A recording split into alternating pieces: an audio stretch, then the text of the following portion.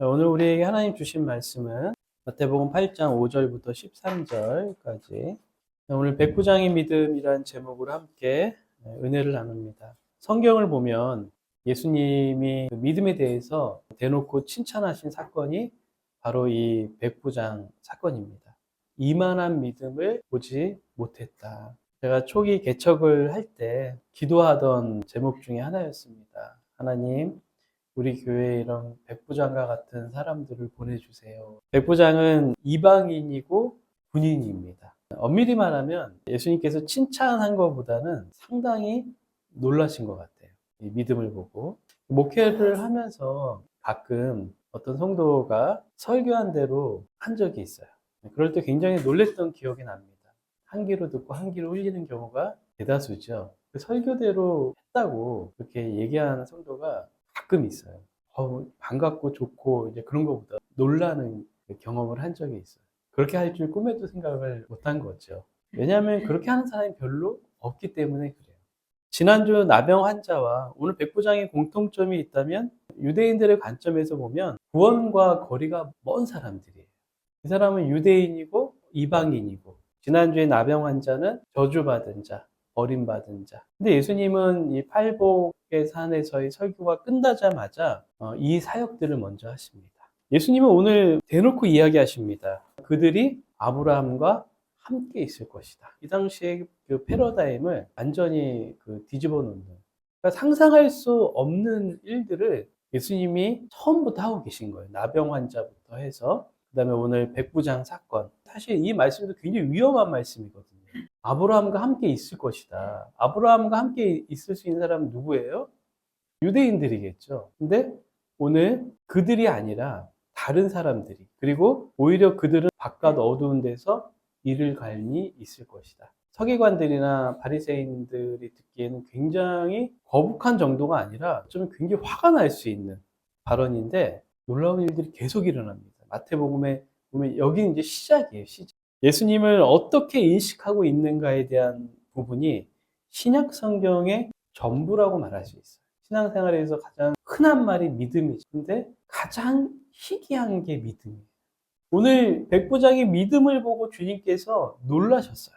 왜냐하면 믿음 있는 자를 찾기가 어려우니까. 근데 그 당시 신본주의 사회임에도 불구하고 예수님이 믿음을 보고 놀랬다면 지금 인본주의 사회에서 과연 믿음을 찾아볼 수 있을까? 예수님이 하신 말씀이 정말 맞구나.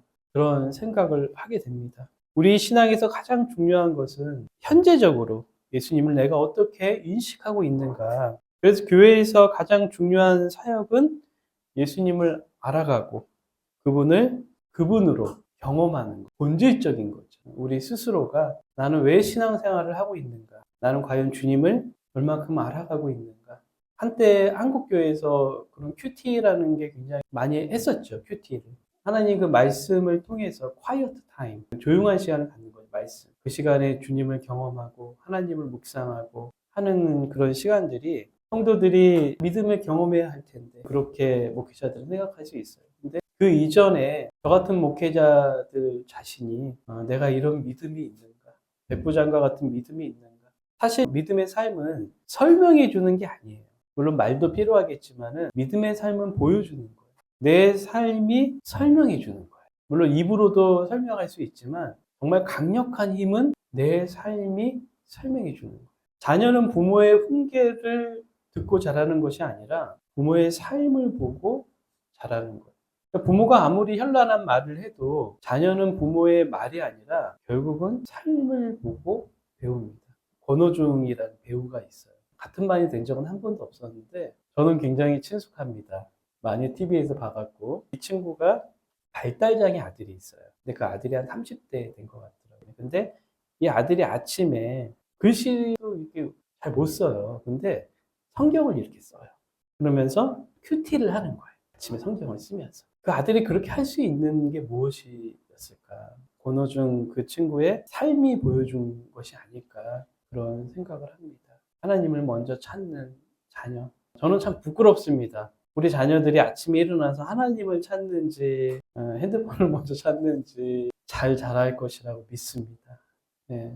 그 친구의 유튜브에 뭐 간증이나 이런 것들이 가끔씩 올라오더라고요.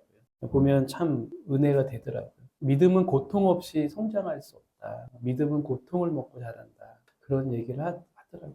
예전에 사랑의 교회 옥하는 목사님도 그런 얘기를 했거든요.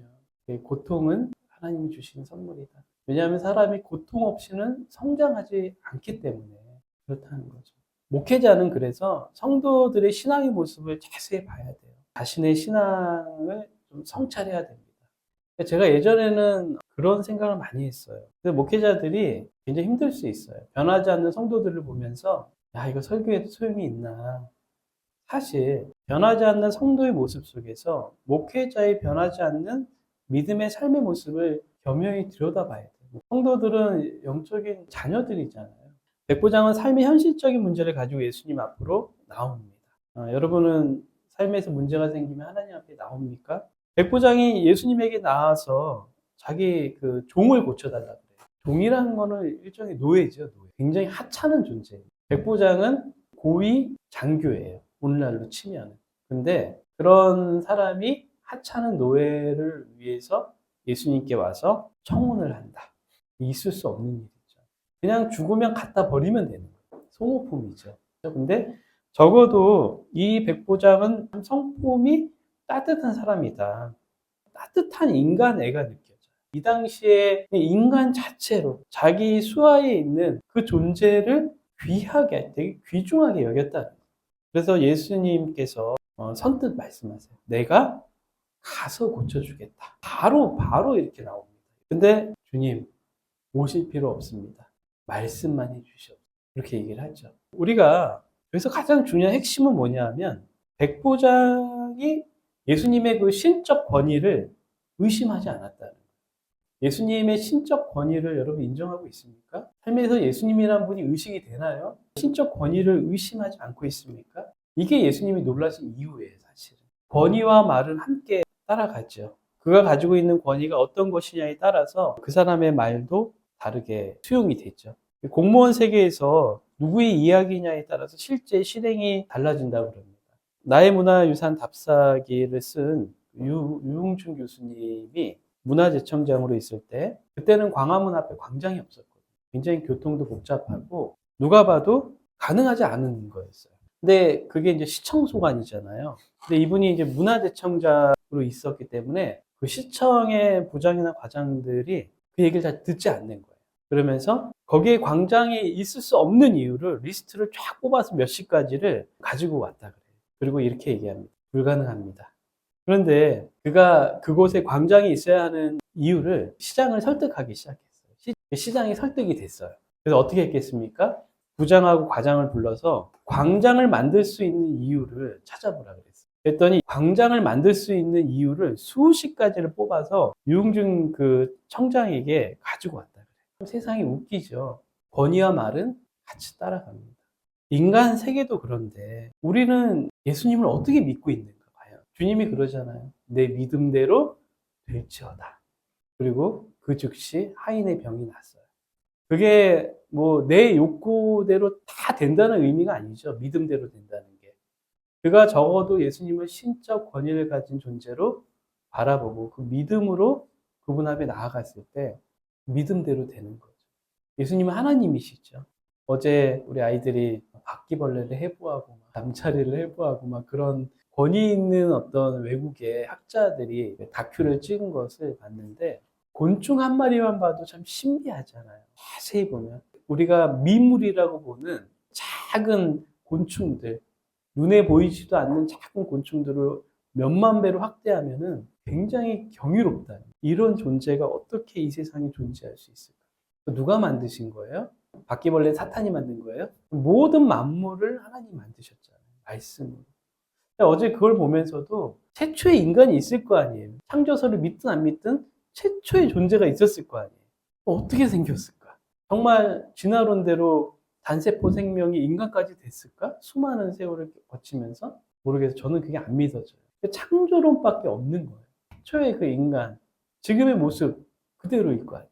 물론 이제 뭐 신체의 어떤 차이는 있겠지만 하나님은 그런 분이시잖아요. 근데 그 하나님이 예수님이시잖아요. 예수님의 형상을 입으시고 이 땅에 오셨잖아요. 예수님은 하늘과 땅의 모든 권세를 위임받으신 분이고 우주의 왕이시고 심판자시잖아요. 우리 마지막 때에 요한계시록에 보면 최종 심판자가 누구예요? 예수님이시잖아요. 우리 생사화복을 주관하시는 분이시죠. 파도를 꾸짖으시면 파도가 잠잠해지고 자연 만물을 주관하시는 하나님이시잖아요. 하나님이신 그분이 죽을 수밖에 없는 나를 위해서 희생제물이 되시고 비참하게 십자가에 죽으셨지만 사흘 만에 다시 부활하시고 죽음을 이기신 거죠. 예수님께서 죽음을 이기신 첫 열매가 되셨어요. 우리에게도 그 소망을 주신 거죠. 아무도 예수님의 권세에 도전할 수 있는 자가 없어요. 우리의 주님이세요. 모든 인생의 문제를 해결할 수 있는 권능을 갖고 계신 분이 바로 예수 그리스도십니다. 백부장은 그래서 자기 삶의 문제를 가지고 예수님께 나왔어요. 그래서 여러분은 삶의 문제가 생길 때 어떻게 합니까? 그냥 혼자 끙끙 앓고 있어요? 그 문제를 예수님 앞에 가지고 옵니까? 이게 우리가 주님을 바라볼 때 가져야 되는 지식이고 믿음이에요. 내가 믿는 그분이 누구인가? 있을 수도 있고 없을 수도 있는 분이 아니라 확실히 내 삶에 살아계셔서 역사하시는 분이라는 거예요. 지금도 믿음 있는 자를 찾고 계시다는 거예요. 여러분, 아프리카의 성자 누구죠? 리빙스턴. 이 사람이 그 어두운 대륙을 위에 복음을 들고 살다가 죽은 사람이죠. 그가 이제 피눈물 나는 헌신을 하다가 잠시 본국에 돌아온 적이 있었어요. 옥스퍼드 대학에서 명예박사 학위를 받았을 때 그가 그런 이야기를 합니다. 그가 그 강연을 할 때 파란 쪽이 없었어요. 파란 쪽을 잃었어요. 왜 이러냐 하면 아프리카에 뭐가 많죠? 사자가 많죠. 그래서 사자에게 죽을 뻔했는데 다행히 파란 쪽만 잃었다고 해요. 사자. 파란 쪽이 없는 상태에서 그 강연을 하고 있는 거죠. 리빙스턴이. 이런 얘기를 합니다. 그 찌는 듯한 무더운 더위, 모기, 파리, 사나운 곤충들, 무서운 맹수들, 말이 통하는 백인이라고는 하나도 없는 그 암흑에서 엄습하는 외로움과 고통과 괴로움을 나는 어떻게 참았는지 아십니까? 그 어려운 문제를 당할 때마다 나를 붙들어주는 나에게 새 힘을 주시는 키는 하나였습니다. 그것은 주님이 나에게 들려주시는 말씀이었습니다. 예수님이 가라사대 내가 세상 끝날까지 항상 너희와 함께 있으리라. 학생 여러분, 주님이 저에게 들려주시는 말씀은 이것이었습니다. 저는 이것 때문에 모든 고독에서 두려움 속에서 떨지 않았습니다. 실제적이고 굉장히 현재적인 믿음이죠. 심리평가할 때 그런 말을 써요. 굉장히 불안에 떨고 있는 그 공황에 걸린 그 아이들을 평가할 때 현재적이고 실제적인 느낌이다. 그러니까 우리가 사자를 만났을 때 느끼는 느낌처럼 이 공황에 걸린 사람들은 실제적으로 그렇게 느끼는 거예요. 근데 그렇지 않은 사람이 볼 때 깨병 같다 뭐 이렇게 볼 수 있잖아요. 근데 그렇지 않다는 거예요. 실제적으로 비슷하게 느낀다는 거예요. 근데 우리 믿음도 마찬가지예요. 우리 믿음도 실제적이고 현재적인 믿음인 거예요. 뭐예요? 예수님이 지금 나와 함께 하신다. 그 말씀처럼. 여러분, 그것이 위로가 됩니까? 여러분, 믿음이 있다면 이것처럼 위로가 되는 게 없어요. 세상에서. 우리가 어떤 시련 속에 있든지 어떤 고난 속에 있든지 어떤 어려움 속에 있든지 예수님이 나와 이 순간 함께 하신다는 그 믿음이 오히려 그 고통을 기쁨으로 만듭니다. 하루하루 주님과 함께 동행하는 기쁨이 그런 삶 가운데 있는 삶의 문제에 직면할 때 우리는 어디를 바라보고 있습니까? 문제가 아니라 문제 너머에 계신 주님을 바라보지 못한다는 게 문제입니다. 우리는 내일도 삶에 당면한 문제들이 많이 있습니다. 그 문제를 가지고 우리가 주님 앞에 나올 수 있길 바랍니다. 이 믿음의 눈이 우리 모두에게 있기를 축원합니다. 기도합니다.